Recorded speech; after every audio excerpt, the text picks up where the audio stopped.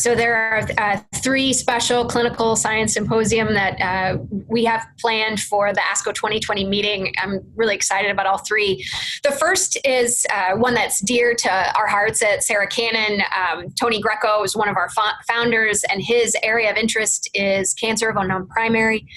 So redefining cancer of unknown primary is one of the clinical science symposia.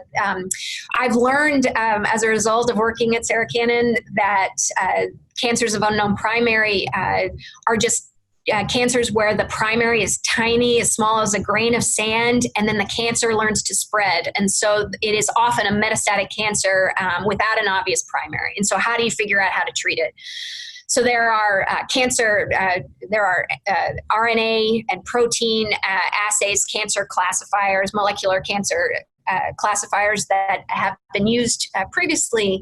But now with the advent of genomic data, there are still other tools that we can use. And some of these patients will have an ALK rearrangement, for example, huge bulky mediastinal lymphadenopathy, and they should be treated with an ALK inhibitor.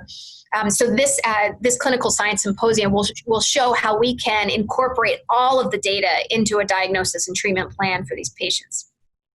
Second clinical science symposium is drug development for rare mutations, an opportunity to unite and conquer. This is the one that I want to make sure everybody knows about, because it will include not just 3 fantastic scientific abstracts, but also representation from pharma biotech in how to nurture a rare drug indication.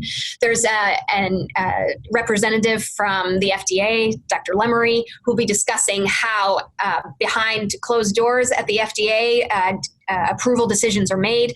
And the session will be rounded out by patient advocate, Dr. Mark Lewis, patient himself, but also an oncologist. And so we really think that this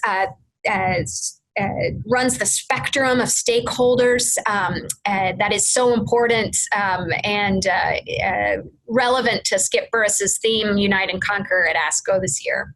So don't miss that. And then finally, harnessing immune therapy through novel approaches. We'll be discussing an HPV-directed vaccine. We'll be discussing TCR or CAR T-cell-like therapy for solid tumors. And we'll be discussing a bispecific once again for myeloma.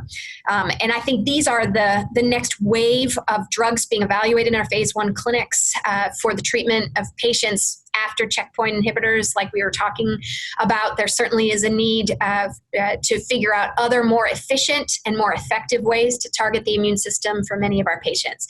So that's one not to be missed either.